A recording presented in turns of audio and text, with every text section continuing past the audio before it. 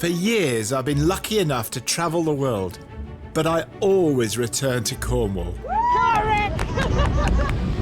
This county is famous for rugged coastlines and sweeping beaches. This is cool. But Cornwall has so much more to offer. These mines get almost a mile out to sea. This is the wonder of the world. Now I want to show you what this place means to me. They're like sweeties. From its rich culture I love these here. to its ancient history. Hello? I talk to those who love this place. This is where I feel at home. And as you'd expect, I celebrate great Cornish food. We take this in, they're more than happy. Along the way, I hope to inspire you with my own dishes. A sensational pud. What I discover is that Cornwall is different to anywhere else in the world. And it's that difference that I want to try and explain and to tell you what Cornwall means to me.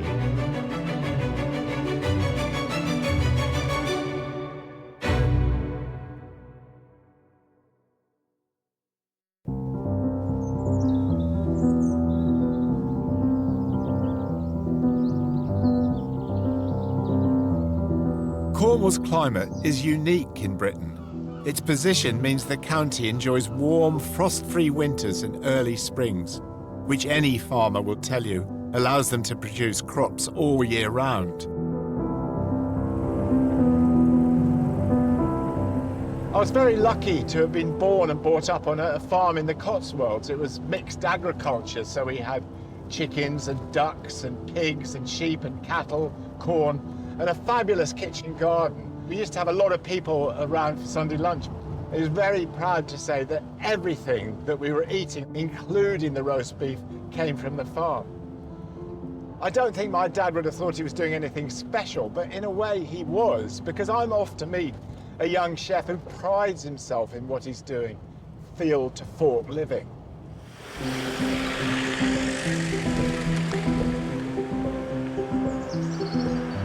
A few years ago, Tom Adams made Cornwall his home after a successful career as a chef in London.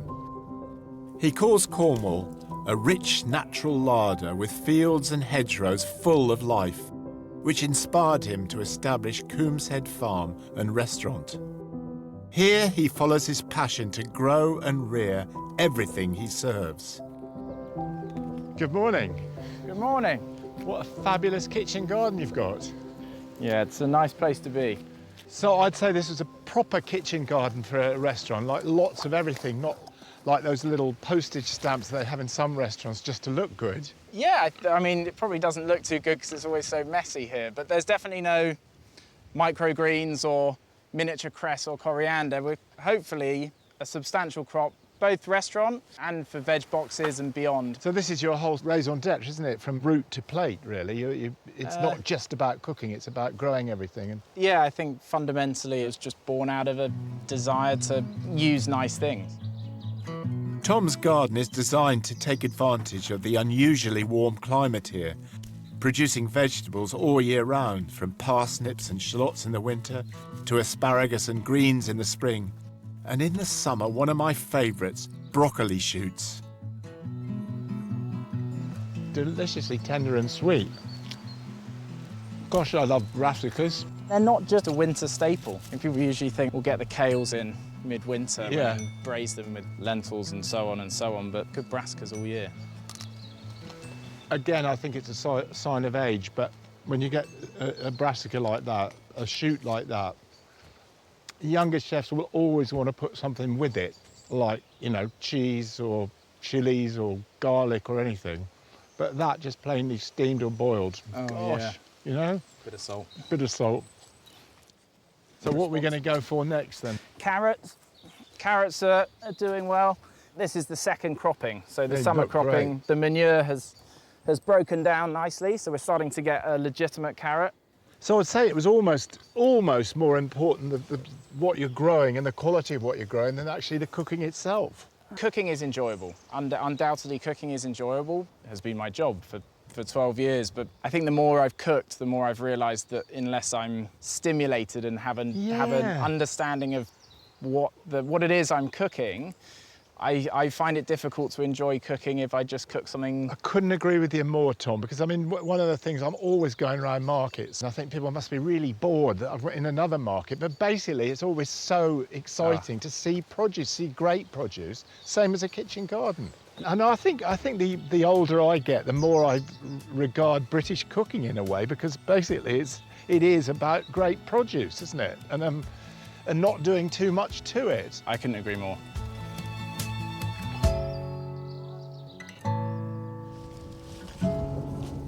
Next, Tom takes me to see his pride and joy.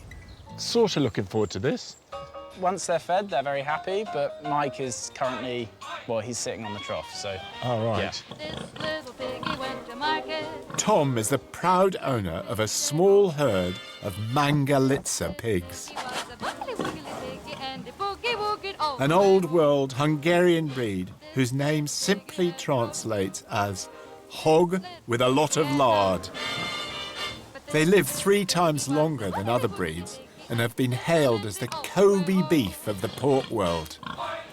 They look semi-feral, especially with the tusk on that boar there. Could actually do you some damage. Yeah, at some point down the line, when the breed was first formed, there was wild boar in the breed.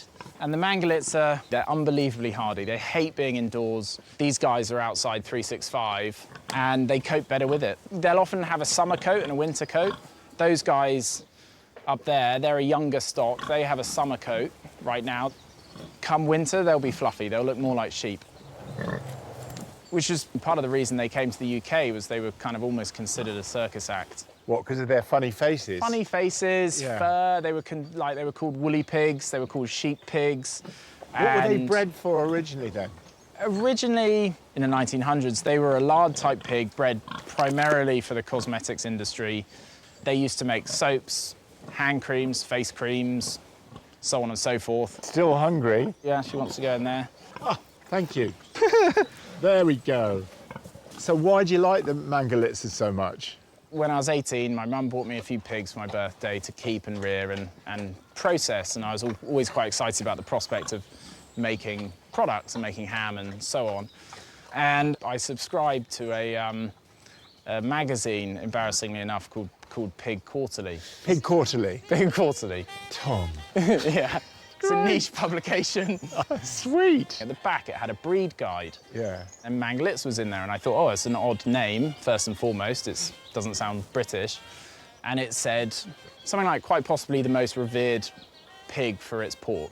But I suppose, you know, with Pig Quarterly at 18, there's the indication of your single-mindedness, which is now Yeah. reaping massive rewards for you, and certainly in terms of your sort of satisfaction with your life. Exactly. The boogly woogly piggy with the oink oink. Tom's obsession with these pigs has meant his kitchen is now making charcuterie, such as ham, sausages, and even pork pies. In another part of the farm, Tom has built a bakery where head baker Ben Glazer is making something so many of us attempted during lockdown last spring. This is just so interesting to me because I don't know why, but I've decided to make my own sourdough bread at home. You can look at any recipes you like to make sourdough bread. It won't happen. You have to watch a professional making it. Sourdough bread isn't made using your typical baker's yeast. Instead, it requires a fermented mixture, a culture known as the mother or the starter. To keep the starter alive, it must be regularly fed with flour and water. A starter can last for years and be passed on from baker to baker. Just tell me about sourdough starter. Just give us the sort of the reality of it. Do you need to keep it for 36 years before you start making it, or? Not at all. I mean, I think there's a lot of mythology about sourdough in general, starters in particular. I mean, there's a nice-ish story to the one we use. I got it from my old head baker in Belgium. She got it from her old head baker in Wisconsin. So there's definitely an age to it, but it's really more just of a reflection of the flour we're using and where we're fermenting it. So even if it might have come from Belgium or Wisconsin, now it's a truly Cornish starter. Fabulous. Ben, I think the reason that people don't make sourdough is that it just seems so complicated, but basically it's quite easy, isn't it? It really is. If you know what's happening with your sourdough starter and you're feeding it regularly, it's just about keeping it in a good routine. It's pretty straightforward. And it's also just enormously satisfying because the amount of work that you put in, you see the following day when you're pulling bread out of the oven. These guys are nice. You know, we kind of want a nice dark color because that's where a lot of the flavor is. Yeah. But it's kind of, I guess it's a fine balance between well caramelized and burnt that we're constantly playing with.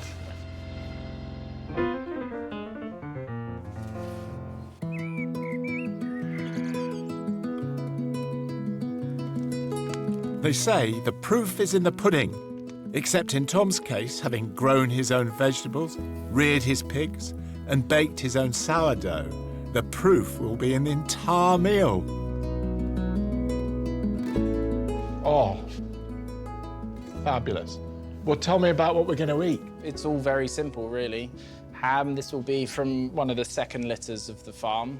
That's the silver side, so we seam out the legs and cure the individual muscles. You know, I've been around for a long time and tasting like Cornish charcuterie like 20 years ago. You just think, why are they bothering, right? And you taste this now and it's as good as anything you get in France or Italy. In my mind, the thing that I find exciting about ham or cheese or butter, they're essentially a very simple product, and the work put in on the farm, if you farm the animals in a nice way, slaughter them in a nice way, you will end up with something, hopefully, worthwhile. That looks great. You never know a pork pie's good until it's carved. So what's in it? Just pork and seasoning? Just pork, yeah. It's like kind of almost a traditional sausage farce. And then a simple hot pastry dough, hot lard dough, a jelly made from the bones. Thanks. And what goes into the jelly here then? So we'll take a pig to abattoir a few times a month. And when we break it down, all the bones ultimately will end up as a stock, and that will become our jelly. I almost say that the jelly is what makes a good. That is. I totally agree. It's a horrific sight when you see a pork pie fully eaten and the jelly left on the plate. Tom's desire to produce simple yet delicious dishes full of natural flavour is evident in everything he makes. And it's clear to me that Cornwall, a relatively unspoilt, wild county, provides the inspiration for a lot of what he practices. Fundamental to the good produce here is that we have a natural bounty on our doorsteps. It's like the same with the fish. We don't need to intervene that much. Nature's done the hard work in creating such a diverse ecosystem here. We just need to make sure we don't, mishandle it. That's predominantly why we're here. Cornwall's got it all.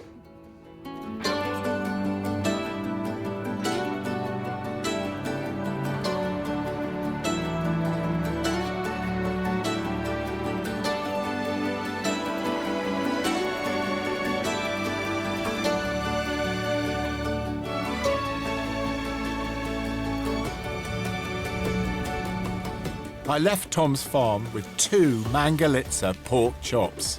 They're for a new recipe of mine using sloe berries, the same sloes that you would use to make sloe gin. Sloes can be found in hedgerows during the autumn months, or you can buy them online. Pork chops with sloe berry sauce. Add the chops straight to the pan. No need for oil, just let the fat do all the work. Then season generously. You don't need Mangalitsa pork. Any chops will do, but make sure they've plenty of marbled fat. Now they're cooking, smelling the fat. It is just exquisite. It just sort of smells like the best lard ever. So these are sloes, which I've picked from the hedgerows. Sloes are a type of plum, a wild plum. And you probably have tasted them or tried to sometime in the autumn. They're completely sour, so that they make your mouth, as my grandson Hugh said, make your mouth taste like powder. They've got such an effect on your palate. It's just incredibly fiddly, this. I was trying to actually think of some way of saying this is fun, like shelling peas or taking the meat out of crabs, but it's not. It's just fiddly and sticky. But I'm thinking with the Mangalitsa pork, which is so fatty, they will be perfect because what you want is something incredibly acid and incredibly astringent, which indeed these sloes are. So I've just poached them so that I can get the stones out easily. And I'm going to make my sauce up with them and a bit of red wine, garlic, shallots, drop of honey, bit of stock, and the juices from the pan. Cook the chops 3 to 4 minutes on each side and remove from the pan to rest. Leave about a tablespoon of fat. Add a diced shallot and a grated clove of garlic. Soften for a minute or two. Then add a few sprigs of thyme and a handful of sloes. Then 100 ml of good red wine and the same amount again of chicken stock and a tablespoon of honey. Bring to the boil, then simmer for a few minutes. Remove the rind from the fat and you're good to go. Serve it with some freshly steamed kale and buttered new potatoes. Going to try this now. I've thought this recipe up, it's brand new, and what I want to know is whether the sloes worked with this Mangalitsa pork. Really, the sloes work extremely well with the red wine. It's a very fatty pig, is the Mangalitsa, but the fat is just delicious, and it's worth having, as you saw, I cut a fair bit off, but it's worth having plenty of fat on this pork chop because it is so good. And one of the things I've found really doing all this trip around Cornwall with organic meat, whether it be beef, lamb or pork, the fat is so fine, and it's the fat that really excites me. That's where the flavour is. And I would say, with these sloes, do you know what I think? Autumn on a plate.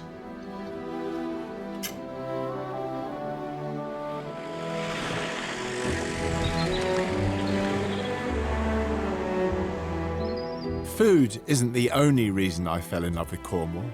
Those of you who know this county well will appreciate that its towns have a great deal to offer the visitor. This is Penzance, where all trains from London come to a halt. It was also home to one of Britain's most accomplished chemists and inventors. I love Penzance. It feels really elegant. There's lots of very lovely buildings all through the town. In fact, I'd say it was one of my favourite Cornish towns, and I think it's evidence that there's always plenty of money here. But the other reason I'm really fond of Penzance is because of him, Humphrey Davy. He looks a bit sort of austere up there, like something out of Poldock, one of Warlegan's mates, you know, the ones that had all the money. But the reason I like him is because he invented the safety lamp. Now, in the coal mines in the north of England, there was a real problem with pockets of methane gas, and of course the only lights they had were naked lamps, and would cause incredible explosions of the gas and lots of loss of life. And what he did, quite simply, was just to put a metal gauze around the naked lamp, and that had the effect of allowing the light to pass through, but stopping the heat, which was what caused the explosions. The other thing about Davy, which is great, he was one of the early demonstrators at the Royal Institution, that fabulous place in London. And what they said about Humphrey Davy was not only was he really, really sound scientifically, but he was also a great communicator, plus he had a fantastic sense of humour. Cornwall's most flamboyant example of architecture lies here too. This is Egyptian House, noticeable for its Egyptian facade of lotus columns and stylised cornices. Built around 1835, there is still a dispute over who the architect was, after suggestion that it's actually a copy of the Egyptian Hall, a museum in Piccadilly in London, now demolished.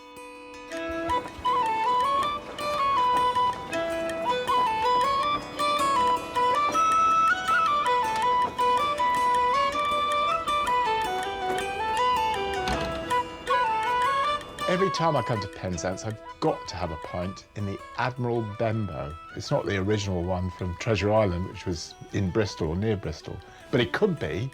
I mean, it used to be an illegal drinking den, a brothel, a rooming house for sailors, and in the cellar there's passages all the way down to the quay. So this is perfect for me. It just sums up Penzance. And I love these little paned windows. They look like the rear window in one of those ships of the line in Patrick O'Brien's novels.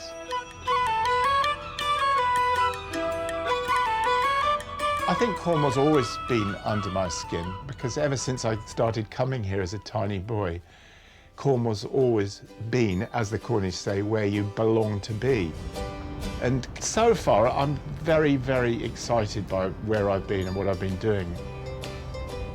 Filming the series has also been quite an autobiographical journey, but I just think it's important because if you're going to tell a story about somewhere that you know well, I think you need to bring your own self into it.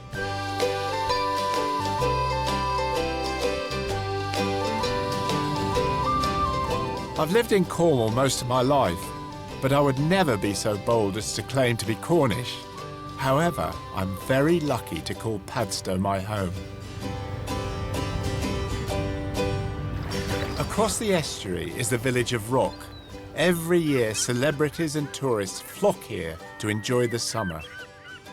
They also come for the excellent seafood, such as these oysters, which I'm taking for a special tradition that's happening on the beach this evening.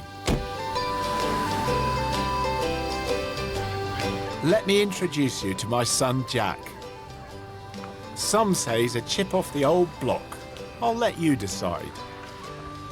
He's the organiser of what's called a clam bake, a celebration of local shellfish, which in this case is for about 60 fee-paying customers. At university, Jack studied the history of ancient Cornwall. He tells me these summer feasts have been going on here since the Iron Age. In the midsummer, around here, especially in estuaries like this, they used to trade tin with the Mediterranean for like wine and olive oil jars. In Cornwall? Yeah, because the Cornish, they loved wine and olive oil because it was, you know, it was exotic. They were trying to impress the Mediterraneans with how much they could stuff them with shellfish. A lot of lobster, a lot of oysters would have been eaten. And I guess they just wanted to keep them coming because they loved the wine and the olive oil. They probably loved the lobsters too. Everyone's a winner. Right, where's the spades gone? Before they can do any cooking, they must first dig the pit. We've hit bedrock. Start again. I have done this before, actually. We had a staff party about 20 years ago at Trianon, and we did a whole clam bake. It was real good fun. It was a real nice clam bake. We're mighty glad we came, to be honest. And I did sing that from Rodgers and Hammerstein Carousel at the time. It's actually not that bad if you get round the stone. But it takes a long time, so I'm just a bit worried that they haven't sort of started digging in time.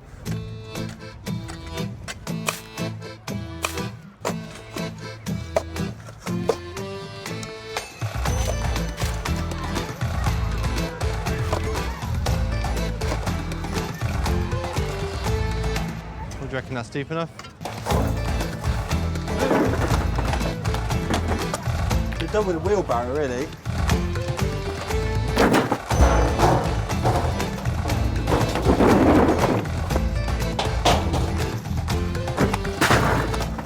Have you done one before, Jack? No, never. I looked it up online and I watched your old show and I'm winging it, really. Should we get coal in there?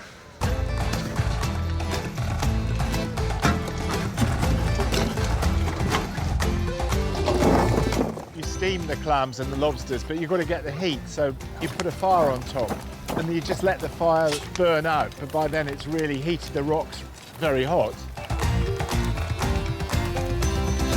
And then you put a load of seaweed over the rocks, and then you put the lobsters, crabs, clams on top of the seaweed. With more seaweed on top of that, and then you cover the seaweed with some sort of cloth, because then you cover the whole thing with sand. And you basically leave all the seafood to steam in the seaweed, and it comes out with this really lovely smell and taste of sort of ozone-y taste of seaweed. So it is really quite special. Cooking shellfish this way usually takes 3 to 4 hours. So to save time, Jack has partially cooked the crabs and lobsters. And as a typical Cornish summer broke around us, We get a bit of hail soon. I noticed there was something missing from the clam pit. Where are the clams then? There aren't any in there. We're doing them on the other grill because when you did them before, they were really sandy. You remember? Okay, they were a bit Right. sandy, but essentially what you're doing here is a clam bake without any clams. There will be clams on your plate, Dad. There will be clams on your plate. Smart, Alec, I must say. Always got an answer. So, like, the clams aren't going under there, but they're in here. I've got them with garlic, like basically like a vongole with With olive oil, garlic, and white wine. yeah, oysters, clams, mussels, and that, and just wrapping them up. And yeah, there we go. Well, this is great, this, isn't it? Yeah, it works really well. Fingers crossed. I'm loving this barbecue. Maybe 15 minutes. I reckon we might have a look at these lobsters quickly. After an hour in the pit, the lobsters and the crabs are ready to be served. Alongside the clams, mussels and oysters. Cooked oyster, lightly cooked like that, steamed, and a bit of garlic and white wine. Delicious. We start breaking these down. So we do half lobster, half spider, half brown. Okay.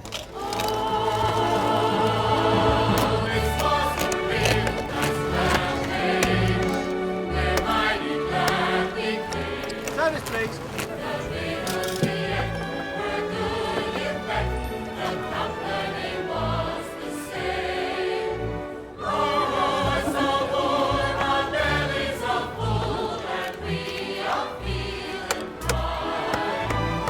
It's really, really tasty, fantastic seafood, amazingly cooked, it's awesome. I don't know how to crack this. Come on.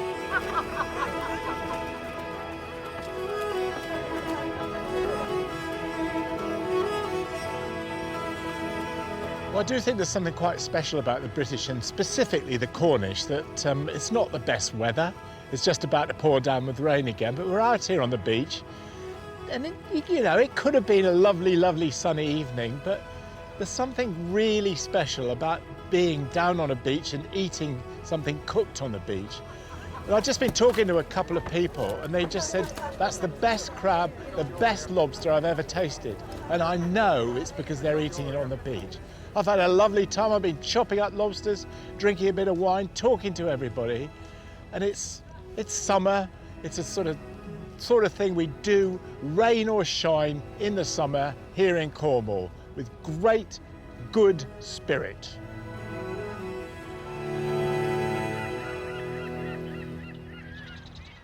Join me next time as I continue my journey across the ancient land of Cornwall. There's something a bit wrong about throwing rocks at a statue, Mary. That's a lot of growth there, isn't These it? oysters are coming up for their second year. Henry VIII's court, somebody be playing that.